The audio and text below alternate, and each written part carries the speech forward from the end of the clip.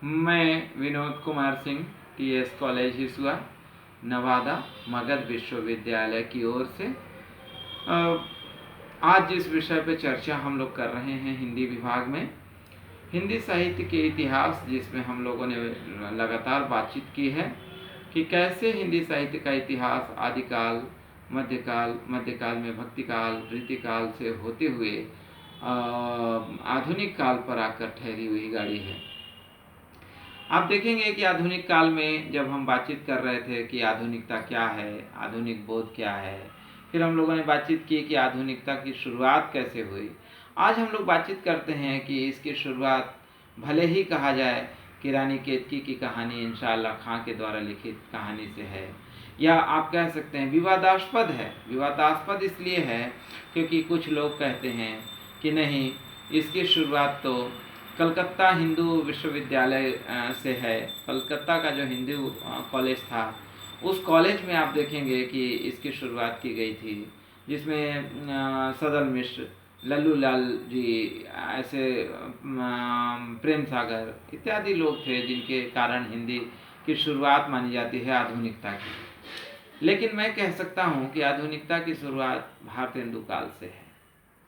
ये मेरा अपना विचार है, इसमें आप विवादास्पद हो सकता है, ये वाद विवाद का विषय बन सकता है, ये डिबेट का कारण हो सकता है, क्योंकि मेरा जो मानना है अब तक के दौर में कि भारतेंदु युग को हम आधुनिकता की शुरुआत काल कह सकते हैं, जिसमें 1850 में भारतेंदु का जन्म हो रहा है, जिनका नाम सत्य हरिश्चंद्र है, और यही भारतेंदु हरिश्चंद्र बनते हैं 1880 में जाकर के। तो 1850 में इनका जन्म होता है। 1857 में झांसी की रानी और मंगल पांडे तथा नाना साहब इत्यादि का एक दौर चलता है, जो गुलामी का दौर से हम कहीं न कहीं क्रांति की ओर बढ़ते हैं, और तब हम क्रांति के लिए काम करते हैं। खूब लड़ी मर्दानी हो तो झांसी वाली रानी थी।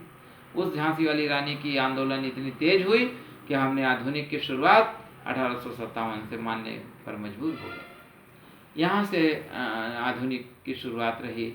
भारतेंदु काल एक लंबा काल तो नहीं कहेंगे, लेकिन 1850 से 1884 एक अल्प आयु, 34 वर्ष की आयु में भारतेंदु का देहावसान हो गया। तो भारतेंदु नहीं रहे, लेकिन उनके काल में आप देखेंगे कि नाटक, कहानी, आत्मकथा, निबंध, एकांकी तथा अन्य प्रकार की रचनाएं कविता के अतिरिक्त हुई, और सभी रचनाएं खड़ी बोली में हुई।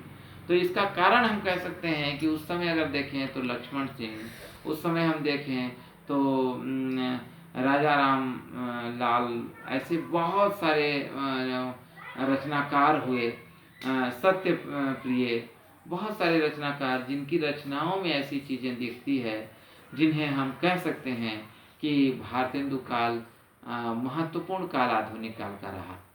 इस पर आज बातचीत इतना ही करेंगे। अगली बातचीत जो हम लोग करेंगे वो हम भारतेंदु काल की विस्तृत जानकारी पर चलेंगे।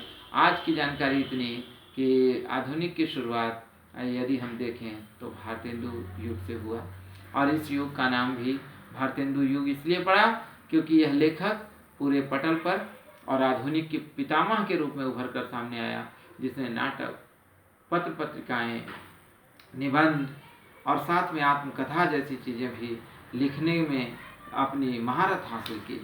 इसीलिए इस काल का महत्व बहुत ज़्यादा है, और इसे ही आधुनिक का पितामह कहना पड़ता है। आइए आज की बातचीत को हम इतने ही पे रोकते हैं, विराम देते हैं। अगली बातचीत कल करेंगे। बहुत बहुत धन्यवाद। नमस्कार। Good bye.